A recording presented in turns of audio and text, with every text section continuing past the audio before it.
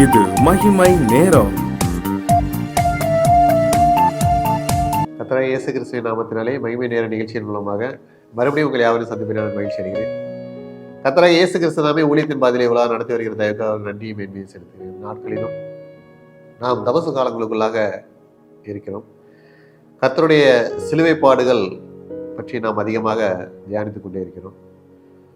ஒவ்வொரு நாளும் நமக்கு கொடுக்கப்படுகிற வசனங்கள் மூலமாக நாம் நம்மை சோதித்து பார்த்து நம்முடைய வாழ்க்கையிலே நம்முடைய வாழ்வை நாம் எப்படியாக வாழ்ந்து கொண்டிருக்கோம் என்பதை நாம் சிந்தித்து கர்த்தருக்கு பிரியமில்லாத காரியங்கள் நம்மிடத்திலே காணப்படுமானால் அதை நம்மை விட்டு விலக்க வேண்டும் என்று இந்த நாட்கள் கொடுக்கப்பட்டிருக்கிறது. ஏன் அந்த கர்த்தருக்கு பிரியமில்லாத காரியங்களை நம்ம இடத்திலிருந்து விலக்க வேண்டும் என்றால் அப்பொழுதுதான் நாம் கர்த்தருடைய கருத்திலிருந்து நாம் ஆசீர்வாதங்களை பெற்றுக்கொள்ள முடியும்.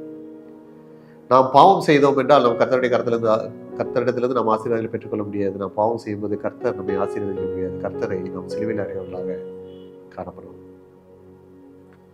நம்முடைய அவயவத்தினால் நாம் செய்கின்ற ஒவ்வொரு பாவங்களுக்காக இயேசு சிலுவையிலே ஒவ்வொரு அவயங்களிலும் பாடுகளை அனுபவித்தார். இதனாலும் அதனால இயேசு கிறிஸ்து சிலுவையிலே வேதனை அனுபவித்த ஒரு உடலின் அவயவத்தை பற்றி சிந்திப்பதற்கு ஆதாரமாக எடுத்துக்கொண்ட வேதவசனம் மார்க்கு 15ஆம் அதிகாரம் 17 மற்றும் 19ஆம் வசனம். முள்முடியை பின்னி அவருக்கு சூட்டினார்கள், அவரை சிரசில் கோலால் அடித்தார்கள் என்று இயேசு கிறிஸ்துவை தலையிலே முள்முடியை பின்னி அதை சூட்டுகிறார்கள். மேலும் அவருடைய தலையிலே கோலால் அடிக்கிறார்கள். முள்ளினால் ஒரு கிரீடத்தை செய்து அவருக்கு சூட்டுகிறார்கள். அந்த கிரீடத்தை சூட்டி அதை தலையில் வைத்து அழுத்தும் போது அந்த முட்கள் ஏற்கனவே அவருடைய தலையை துளைக்கும். அதிலே கோலால் வைத்து அடிக்கும் போது இன்னும் அது தலையை துளைத்து கொண்டு செல்லக்கூடிய அளவுக்கு அவ்வளவு வேதனையை சகித்திருக்கிறார். நம்மை ராஜாத்திகளாக கர்த்தர் பார்க்கிறார். நமக்கு ஜீவ கிரீடத்தை தருவேன் என்று சொன்னவர், ஆனால் நம்முடைய பாவங்களினால் அவருடைய சிரசிலே நாம் முள்முடியை சூட்டுகிறோம். ஏன் என்றால் நம்முடைய சிந்தனையினால் செய்த பாவங்கள் அவருடைய சிரசிலே முள்முடிகளாக சூட்டப்பட்டிருக்கிறது. யூதருக்கு ராஜா மிகவும் செழிப்பான ஒரு கிரீடத்தை வைத்துக் கொள்ளக்கூடிய அவர், அவருடைய பிள்ளைகளாக நமக்கு ஜீவ கிரீடத்தை தர காத்திருக்கிற அவருக்கு முள்முடியை சூட்டிவிட்டு நாம் ஆசீர்வாதங்களை பெற்றுக்கொள்ளலாம் என்று நினைத்திருந்தால் எப்படி கிடைக்கும் என்பதை நாம் சிந்தித்து பார்க்க வேண்டும். கர்த்தர் நம்முடைய சிந்தனைகளை நாம் பரிசுத்தமாய் காத்துக்கொள்ள வேண்டும் என்று விரும்புகிறார். நம்முடைய சிந்தனைகளை நாம் பரிசுத்தமாய் காத்துக்கொள்ளும் போது கர்த்தர் நம்மை ஆசீர்வதிக்கிறார். அவர் தரும் ஆசீர்வாதங்கள் என்ன என்று பார்ப்போமானால், முதலாவது, நம்முடைய நினைவுகள் பரிசுத்தம் உள்ளதாக காணப்படும் போது நாம் ரட்சிப்பை பெறுகிறோம்.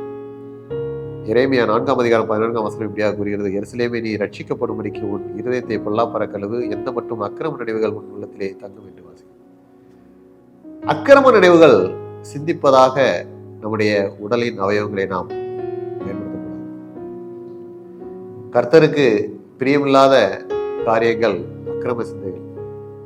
கர்த்தர் நமக்கு ஞானமுள்ள சிந்தனைகளை, நாம் ஞானமுள்ளவர்கள் போல வாழும்படியாக, சிந்தித்து வாழும்படியாக ஞானமுள்ள சிந்தனைகளை தந்திருக்கிறார்.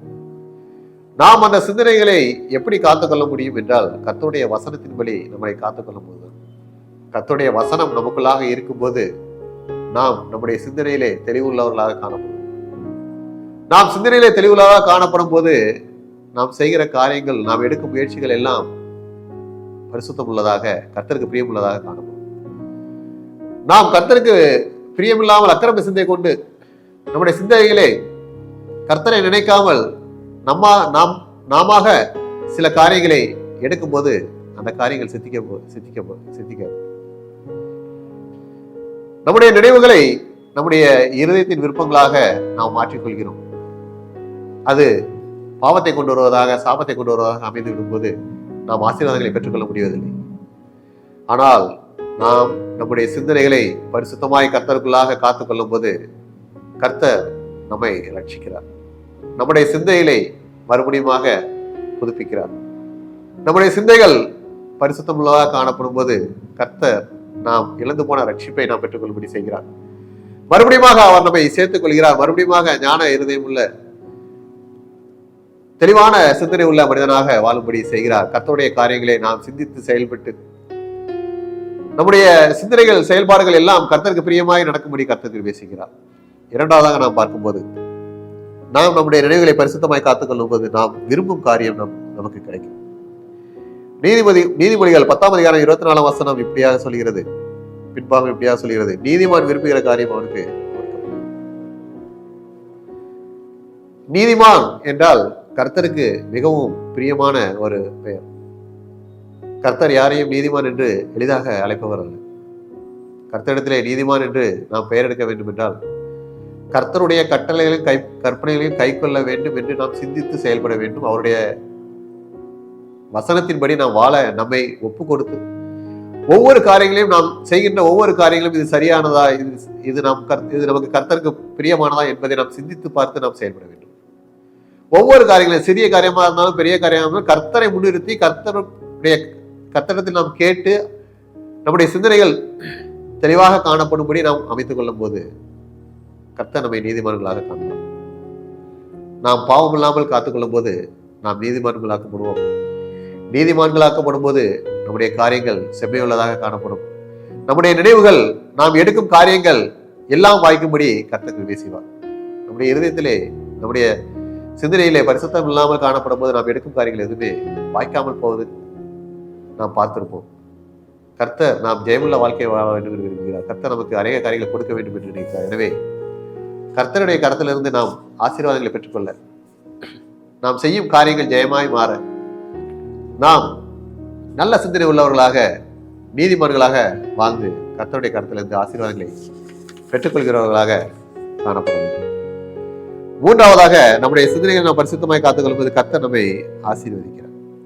உபாகமம் 30ஆம் அதிகாரம் 1-2 வசனங்களை பார்க்கும்போது கர்த்தருடைய கட்டளைகளையும் கற்பனைகளையும் கை கொள்ள வேண்டும் என்று நாம் சிந்தனை செய்து வாழ்ந்து வந்தோமானால்,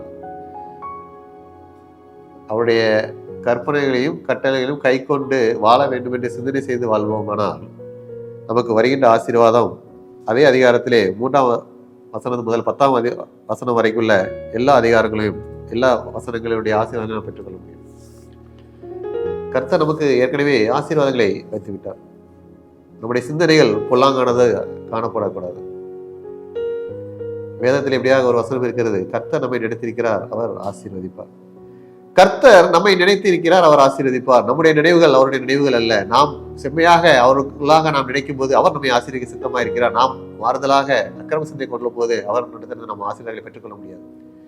கர்த்தர் நம்மை நினைத்து நம்மை ஆசீர்வதிக்கும்படியாக நம்முடைய நினைவுகள் பரிசுத்தமுள்ளதாக காணப்படும் போது கர்த்தர் நம்மை ஆசீர்வதித்து நம்மை செய்வார். எனவே இந்த நாட்களில் நம்முடைய சிந்தனைகளை நாம் சீர்தூக்கி பார்ப்போம்.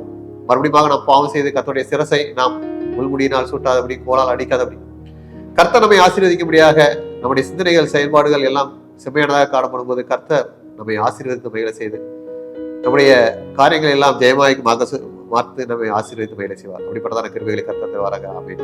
கர்த்தாவே நாளிலும் எங்கள் சிந்தனைகளை நாங்கள் பரிசுத்தமாய் காத்துக்கொண்டு உங்களுடைய கருத்திலிருந்து ஆசீர்வாதங்களை பெற்றுக்கொள்ள கிருபை செய்யணுமா இயேசு கிறிஸ்துவின் மூலம் ஜெபிக்கிறோம்.